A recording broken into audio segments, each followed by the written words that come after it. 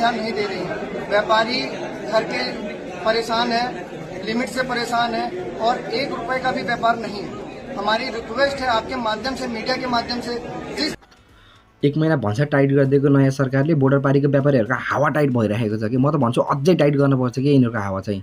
नेपालमा आलु सब्जी कुहिएर गइरहेको छ, उनीहरूको बोर्डरपारीबाट ल्याएर किनेर खाइदिनु पर्ने हामीले। अनि नेपाली भेडा जनता भन्छन् इन्डियाभन्दा नेपालमा महँगो पर्छ सागसब्जी किन्न भन्छ। कसरी नपरोस् त यार, पहिला तिमी त उब्जाएर खाऊ भनेको, तिम्रो गाउँघरमा उम्रेको अर्ग्यानिक सागसब्जीलाई मार्केटिङ भ्यालु त देऊ भनेको। तिमी व्यवसाय गर, त्यसपछि बल्ल हामीले बाहिर गएर बेच्दियौ कि, अनि पो बल्ल देशको अर्थतन्त्रमा सुधार आउँछ भनेको। अनि भेडे जनता नबुझेर भन्छन् बालेन सरकारले गरिब दुखीले बाहिरबाट 10-15 रुपियाँ अलिकति कम दाममा ल्याएको चाहिँ देखिन सक्नु छ भनेर। त्यो देख्न नसकेको होइन कि, आफ्नो देशको अवस्था देख्न नसकेको कि, आफ्नो देशको हालत के छ पहिला त्यो हेर न भनेको कि। त्यो बोर्डर पारी सिल नगरेसम्म अर्थतन्त्रमा कसरी सुधार आउँछ भनेको कि। सुधार ल्याउन परेन, यदि तिमीलाई सस्तो चाहिन्छ भने त्यहाँ बन्द हुनै पर्छ के। बरु एकछिनको लागि, फिलहालको लागि, हालैको लागि चाहिँ होइन, अलिकति 5-10 रुपियाँ महँगो परे, किनेर खान महँगो परेदेखि बरु त्यो स्वीकार्न तयार छौँ के। म त स्वीकार्न तयार छु है 5-10 रुपियाँ महँगो परेदेखि। अझै 5-10 रुपियाँ महँगो हालेर किनेर खाम्ला, यदि देशको हालत सुध्रिन्छ भने होइन, अर्थतन्त्र र व्यवसायमा सुधार आउँछ भने चाहिँ।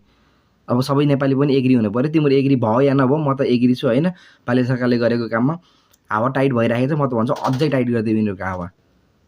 बालेनले प्रेजेन्टलाई होइन कि फ्युचरलाई हेरेछ क्या। फ्युचर सुधार्न छ भने अहिले प्रेजेन्टमा अलिकति दुःख कष्ट भोग्नै पर्छ के।